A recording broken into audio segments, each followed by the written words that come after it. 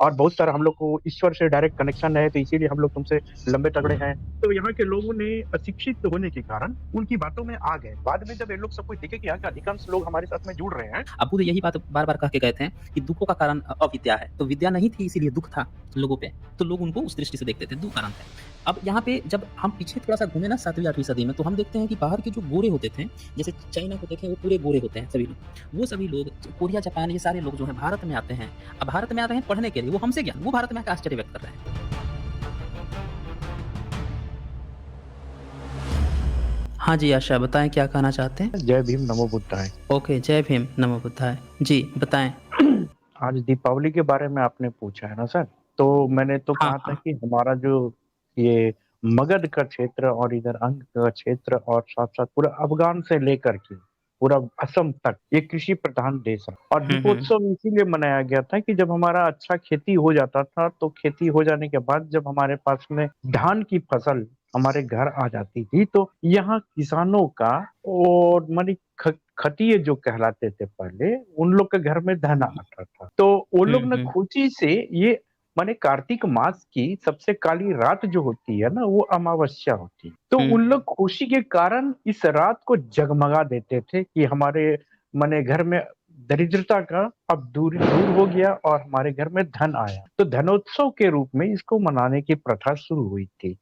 और बाद में जाकर के ये तो अलग-अलग कहानियाँ इसमें भ्रम फैला करके 10वीं शताब्दी से घुसाई गई। उससे पहले तो यहाँ कुछ ऐसा प्रमाण नहीं दिखता। और सबसे बड़ा बात है देखिए, इन लोग का जो गपोड़ कथा है ना सर, ये संस्कृत भाषा में लिखी गई। उसका वो तो सबको पता चल जाता है 10वीं शताब्दी के बाद से ही ये सब में गपोड़ किया गया। उसके बाद फिर 12वीं-13वीं शताब्दी में हमारे बड़े-बड़े जो स्तूपों में विश्वविद्यालय इत्यादि थे, उन सबको भग्नावशेष बना दिया इन लोगों ने।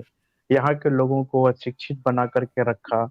और ये गोरे-गोरे, लंबे-लंबे लोग जो आए भारत में, तो हमारे यहाँ के जो मूल भारतीय थे, ये सांवले, कुछ लोगों का कद हुँ, भी हुँ। बेचारे का नाटा था। तो ये लोग ना बड़ा अचरज और कौतूहल भरी दृष्टि से देखते थे। आज भी ये होता है, जैसे कि कोई ब्रिटिश वाला आ जाता है या कोई अफ्रीकन आ जाए भारत में, तो यहाँ के लोग ना उसको अचंभे से देखते हैं। तो दूर देश से ये लोग आए तो यहाँ के लोगों में कौतूहल हुई, उससे जानने की इच्छा हुई कि ये क्या चीज़ देगा। तो उन लोग के अंदर में मनोवैज्ञानिक रूप से ये भाव आया कि ये मुझे ज़बरदस्ती का ज़्यादा भाव देता है।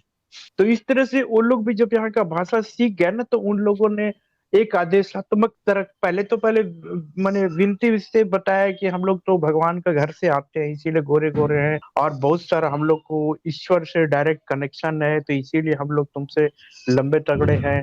तो यहाँ के लोगों ने अशिक्षित होने के कारण उनकी बातों में आ गए। बाद में जब ये लोग सब कुछ देखे कि यहाँ के अधिकांश लोग हमारे साथ में जुड़ रहे हैं, तभी ये लोग ऐसा भ्रम और कपोड़ कथा इधर-उधर से लेकर के कुछ जातक से चुरा करके और इन्होंने शास्त्रों की रचना की। इसीलिए सब जगह-जगह के जितने भी शास्त्र हैं, सभी शास्त्रों का निर्माण तो एक जगह हुआ नहीं। कुछ मगध में हुँ, हुआ, कुछ हुँ। अंग में हुआ, कुछ बंग में, कुछ कलिंग में हुआ, तो कुछ माने जो पंजाब का प्रांत है उस तरफ में हुआ।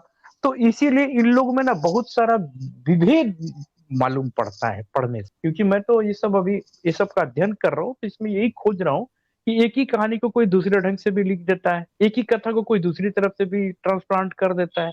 और सचमुच में बात है कि जो लिखा था कथा, वो लोग अश्लील किस्म के लोग मालूम पड़ते हैं। इसीलिए हमको लगता है ना हुँ, वो लोग हुँ। नशा इत्यादि कर रहे हैं या कोई अन्य कारण रहा होगा, इतनी अश्लीलता इत्यादि सब भर करके रख दिया। ज्ञान का तो कुछ भी बात नहीं, नथिंग। यहाँ तक कि इन हुँ। लोग जितना भी बताते हैं, ये सब भ्रम और गपोड़ कथा है और कुछ नहीं है सर। हुँ, जी। क्या आप ओके। सहमत हैं मेरी बातों से? हाँ, हाँ, आपके पॉइंट्स जो हैं काफ़ी वैलिड हैं और ये बात तो हमने पहले भी बताई है। इसमें कुछ पॉइंट्स हम लोग और ऐड कर सकते हैं जैसे ये जो आपने कहा कि जो गोरे व्यक्ति आते हैं तो देखकर अचरज होता है, आज भी लोग अचंभित होते हैं। इसका कारण सिर्फ़ ये है कि हम लोगों से 1000 साल से ना शिक्षा दूर कर दी गई। हाँ, तो हम अंग्रेज़ों के प्रति सिर्फ़ 2 कारणों से उनको अच्छा मानते थे। भारत के बहुजन। एक पहला कारण कि वो उसको उस रूप से देखते थे कि ये हमें मार्गदाता है, ये हमें कुछ मार्गदर्शक दे रहा है, हमें कुछ हक अधिकार दे रहा है, ये निष्पक्ष है। इस कारण से एक थोड़ी-सी लोग उसको वैल्यू देते थे।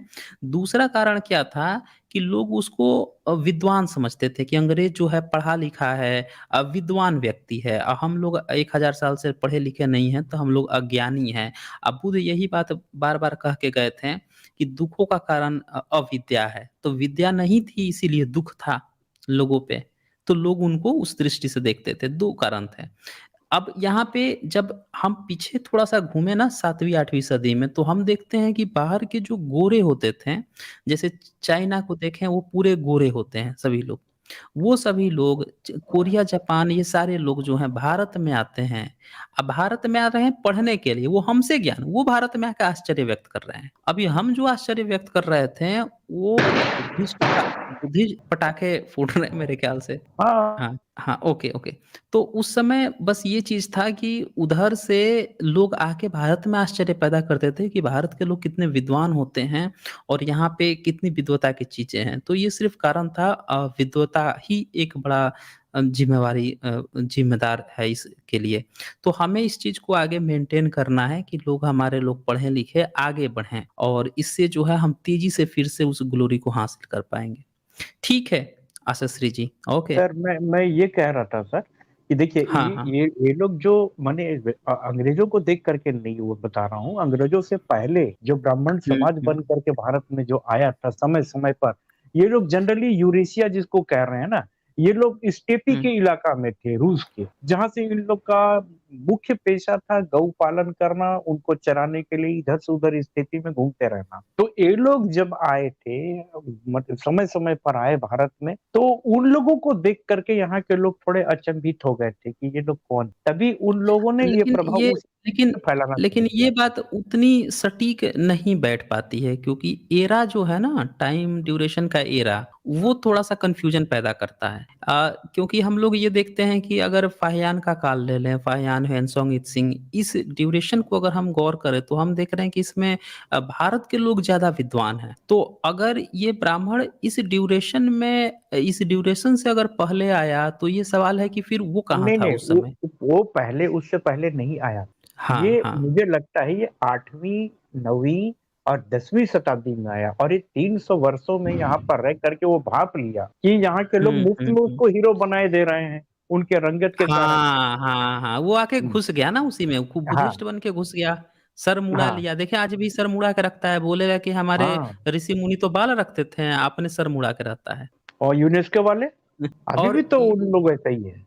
हाँ, नहीं मंगोलियन तो अभी भी वैसे ही बाल रखते हाँ, हैं ना, चिर की चुटिया जो रखने की प्रथा है, मंगोलियन रखते हैं ना चुटिया, चुटिया हुँ, मंगोलियन लटकाते हैं और ये देखें ये चुटिया लटका रहा है ये। हुँ, मार्को पोलो जिस गुरु से ट्रेनिंग लिया था, वो बुद्धिस्ट था और वो चुटिया रखता था। हुँ, वो जो है चुटिया रखता था, मार्को पोलो का जो गुरु है और वो बुद्धिस्ट था और वो मंगोल था, सोचिए। हाँ, और वो पूरा देश जो है मंगोल था, राजा भी बुद्धिस्ट था और वो उसका जो वो सिखा रहा था वो भी बुद्धिस्ट था और वो उसको कुंग फू सिखाता था। तो हुँ। और ये मंगो सिल्क रूट का यात्रा जब हाँ, किया था उसने, हाँ, तो हाँ, उस हाँ, पर ये कथा सब आती। मैंने वो सब हाँ, कथा उसकी पढ़ी है। मैं बहुत हाँ, खोज हाँ। करता रहता हूँ सर, जी, इसीलिए जी, मैं जी। थोड़ा-थोड़ा, तो ये थोड़ा-थोड़ा लिख रहा हूँ। हाँ, तो ये चुटिया वगैरह सब लटकाने की उधर से लेकर आए हैं सब। हाँ, भारत में नहीं था चुटिया लटकाने की, बुद्ध तो सीधे प्रवज्या सर मुड़ाने की बात कर रहे हैं। तो ये हाँ, सीधे-सीधे ये सर तो मुड़ा सही लो। बात है। हाँ, और ये तो ये सही अपनी बात है। पुरानी ये भी ईरानियों को देखें तो ईरानी जो है, वो तो प्रॉपर बाल रखता था, सर पर जूड़ा बाँध के रखता था। ये जो दिखाते हैं हुँ, राम-वाम का जो फ़िल्मों में, सीरियल में, वो पूरा ईरानी लुक दिखाते हैं। वो अपना जूड़ा हुँ, बाँध के रखता था। 7th सेंचुरी में भी ह्वेनसांग ने ये बातें सब लिखी हैं कि अपना जूड़ा बाँध के रखता था बाल का, जो ये अपने ऋषि-मुनि जिस तरह से बताते हैं कि दाढ़ी रखता था, ये रखता था, उस तरह से। तो ये 2 कल्चर है, एक मंगोलियन लुक आज ये रखे हुए हैं दूसरा दूसरा ईरानी।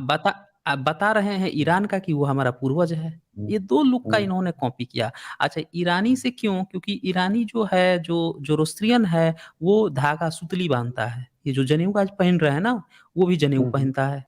तो हुँ, ये सुतली वाला ईरानियों से मैच कर रहा है। तो ये बहुत सी ऐसी बातें हैं जो ये चीज़ दिखा रही हैं कि ये कहीं बाहर से आके यहाँ पे कॉपी पेस्ट किया। ख़ैर मैं एक और वीडियो लेकर आऊँगा। शंकराचार्य का जो गुरु है गौड़पद, हुँ, उसकी थोड़ी-सी बतानी है लोगों को, जानकारी बतानी है। उपनिषद पे लोग बड़ा कन्फ्यूज़ हैं कि उपनिषद कब लिखा गया है। वो इतिहास भी पर काम चल रहा है, उसको भी बहुत जल्दी खोलूँगा, उससे बहुत क्लियर होगा अभी आगे। मैं देखिए, ज़रा-सा ये उसको जो उपनिषदों पर ज़रा-सा मैं बता देता हूँ। ये 16वीं सदी से हाँ, लिखना हाँ। प्रारंभ हुआ था और ये हाँ, 18वीं हाँ। के अंत तक समाप्त हुआ था।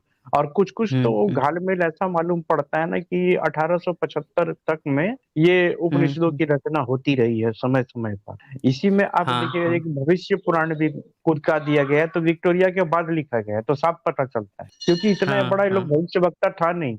अगर ऐसा होता तो उसके बाद का कालखंड के बारे में लिख देता, आज का प्रधानमंत्री बिल्कुल। के बारे में लिख देता या योगी के बारे में लिख देता, तो वो तो अरे यही उसमें आता यही नहीं लिख है। देता ना कि अंग्रेज़ आके गुलाम बना लेंगे और मुस्लिम हाँ, आके गुलाम वही बना तो लेंगे। हाँ, तो उससे भी पता चल रहा है कि वो कितने बड़े भविष्यवक्ता थे उस काल के। लेकिन ऐसा कुछ नहीं मिलता, इससे भी पता चलता है देखिए ये सब भ्रम है, साहित्य का रचना किया था और उल्टा-सीधा चीज़ क्योंकि कोई सब्जेक्ट तो मिलता था नहीं। तो हुँ, करता हुँ। क्या? तो अपने आप को स्थापित करने के लिए तरह-तरह का पाखंड का दुष्प्रचार करा। तो अभी मैं तो ये कहना चाहता हूँ सर आपके चैनल के माध्यम से कि दीप ज्ञान का प्रतीक है, प्रकाश का प्रतीक है। ये अंधकार को दूर भगाता है। तो मेरा यही कहना है अपने सभी चैनल से जुड़े साथियों से कि साथियों हमारा जो दीपोत्सव होगा, हमारी जो दीपावली होगी या दीपमाला जो होगी, कृपया इस चैनल को सभी को शेयर करिए। ये ज्ञान है, ज्ञान को सबको पाने का जन्मसिद्ध अधिकार है और इस चैनल के माध्यम से ज्ञान को घर-घर स्थापित करिए, यही दीपोत्सव हमारा होगा और ये जो शेयर करेंगे यही हमारा एक-एक दीप है। बस यही मेरा जी। सबसे अनुरोध है, करबद्ध प्रार्थना है कि कृपया सभी साथीगण इस चैनल को जितना भी आपके साथ जुड़े हुए हैं व्हाट्सएप पर या अन्य यूट्यूब पर या और भी सभी जगह इसको प्रसारित करिए क्योंकि हमको अपना सच्चा इतिहास जिसको हम लगन से आज भी खोज रहे हैं, बहुत मेहनत करनी पड़ती है। कृपया इसको आप लोग अपना सहयोग दे करके सभी को शेयर करिए। यही मेरी विनती है। जय भीम, नमो बुद्धाय। जी। Okay sir? Okay, okay. हाँ, जय भीम, नमो बुद्धाय। ओके। ठीक है, तो आशा श्रीदेवी जी ने काफ़ी अच्छा यहाँ पे सुनाया।